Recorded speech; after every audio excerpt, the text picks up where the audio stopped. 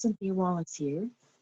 I'm a senior fellow at the Hague Initiative for International Cooperation in The Hague and former senior advisor to the Executive Secretary of the UN Economic Commission for Europe in Geneva.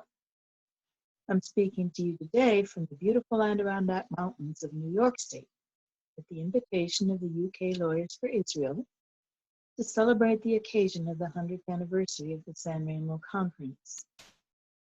While there are many important Israel-Palestine issues today in the political theater that hark back to San Remo, on this occasion I'm going to focus strictly on the historical events surrounding the San Remo Conference itself.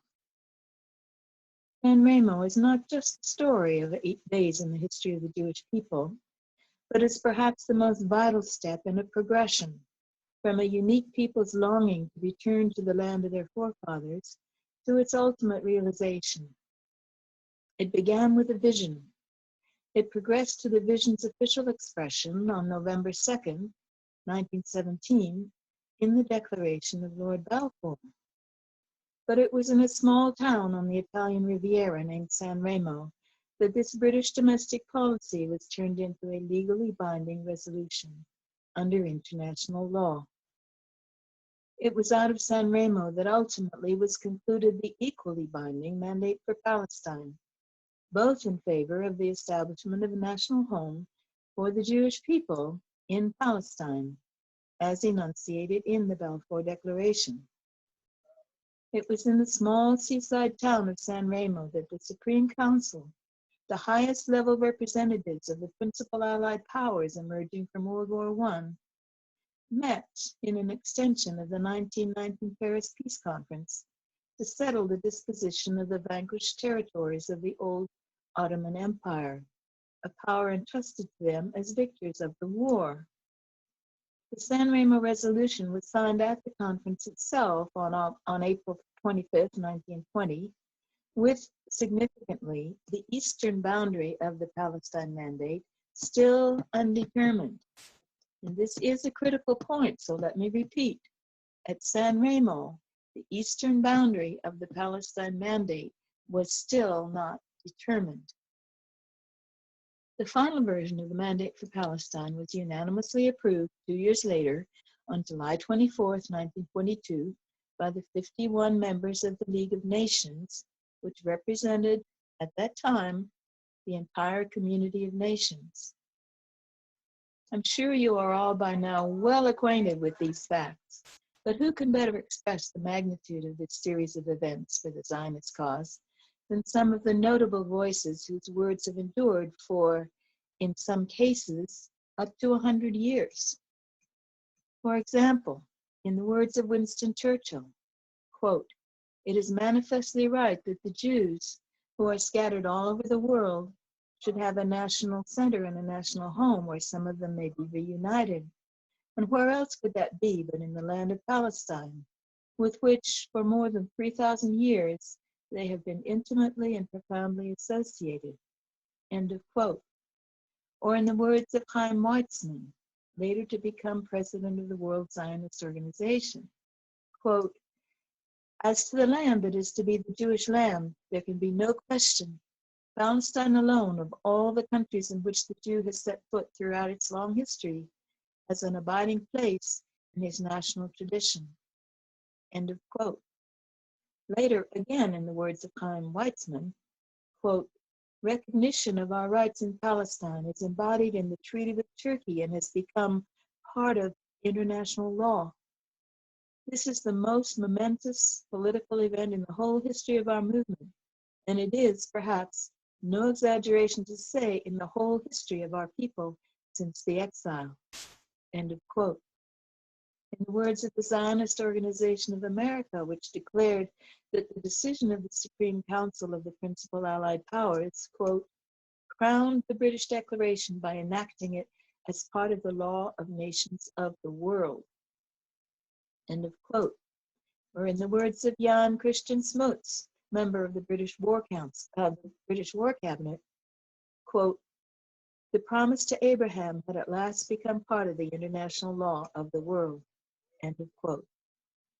This occasion of the 100th anniversary of the signing of the San Remo Resolution should indeed serve as a wake-up call and a reminder of the fundamental international legal rights of the Jewish people, rights that were legally conferred beginning at the San Remo Conference.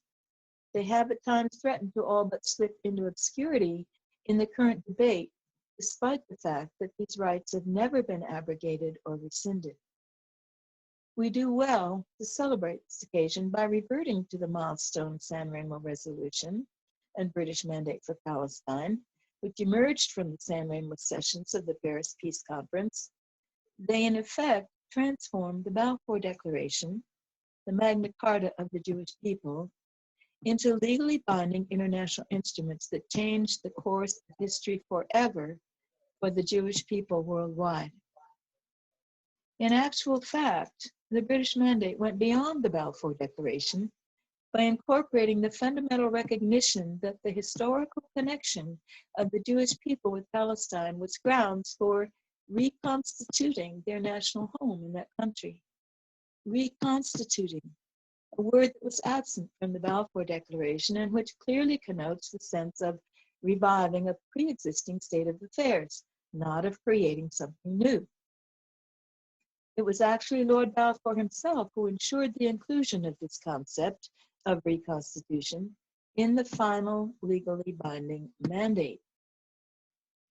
The language of the mandate went beyond that of the Balfour Declaration also in the words, secure the establishment of the Jewish national home, whereas the Balfour Declaration says merely, view with favor the establishment of a Jewish national home. The ultimate effect of the enhanced language was that the rights of the Jewish people under the Mandate for Palestine, initially drafted at San Remo, were therefore greater than the rights put forward in its source document, the Balfour Declaration. We should further take this occasion to recall the fundamental fact that even these 20th century international legal instruments were founded upon centuries-old historic, religious, and cultural connections between the Jewish people and ancient Israel, and that all this was entrusted to Great Britain as a, quote, sacred trust of civilization, end quote. This is the immutable milestone that we celebrate on this occasion, 100 years later. We could focus here again on the relevance of the legal foundations of the State of Israel today, but the legal arguments will go on, with differing interpretations, often even on the same side of the arguments. Today, even while a day to celebrate, it would be misguided for those entrusted with the League mandate to pat themselves on the back for a job well done as stewards of this sacred trust of civilization. There is still room for introspection on how well this sacred trust was carried out. This may be for history to judge, but after 100 years, we are a part of that history, and we too have a responsibility to judge ourselves. Not only the mandatory, but the rest of us who stood by. Because even as we celebrate, it would be misleading and indeed dishonest not to mention that the road from San Remo was anything but smooth.